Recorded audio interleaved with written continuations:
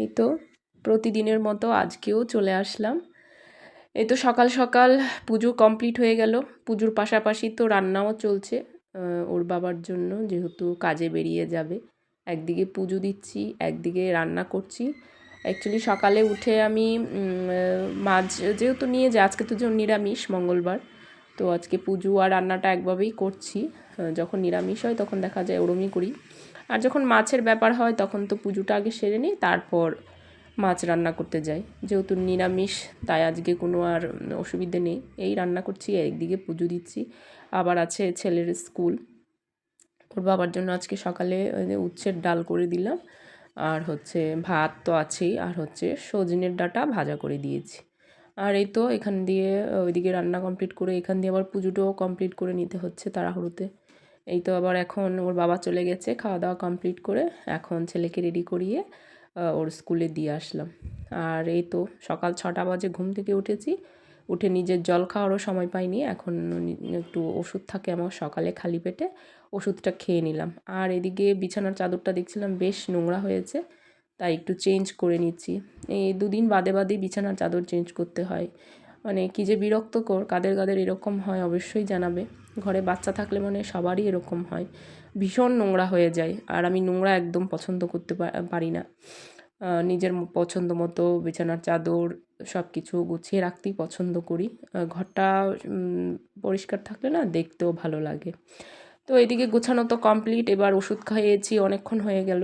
তাই এই যে নিজের জন্য 1 কাপ চা করে নিচ্ছি। আমি সবসময় দেখা যায় কি চাটাই খাই, দুধ চাটা খুব কমই খাই। দুধ চাটা একদমই খেতে পারি না, কারণ গ্যাসের প্রবলেম হয়। এখন এই যে 3টে টোস্ট দিয়ে একটু চা খেয়ে নিচ্ছি। খাওয়া দাওয়া কমপ্লিট করে আবার এদিকে রান্নার তোড়জোড় শুরু করব। একটু এঁচুড় রেখেছিলাম আজকে, এই যে এঁচুড় কেটে বেছে ধুয়ে পরিষ্কার করে নিয়েছি। আর এই যে এঁচুড়ের জন্য যা যা লাগবে ওটাই দেখাচ্ছিলাম তোমাদের। এখানে আদা, তারপরে আলু, আর এদিকে এই যে কাঁচা আম পেয়েছি, ভ্যানে নিয়ে এসেছিলো, একটা কাঁচা আম রাখলাম, কাঁচা আমের ডাল করেছি।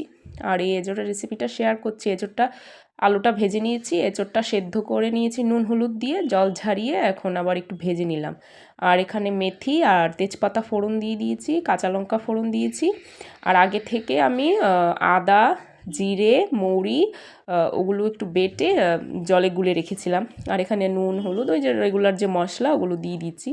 আর অ্যাকচুয়ালি এঁচোড়ের তরকারি চিংড়ি মাছ থেকে নিরামিষভাবে আমার এত ভালো লাগে, আর একটু তেল মশলা বেশি হলে তো আরও ভালো হয়। আজকে এঁচোড়ের তরকারিটা দারুণ হয়েছিল।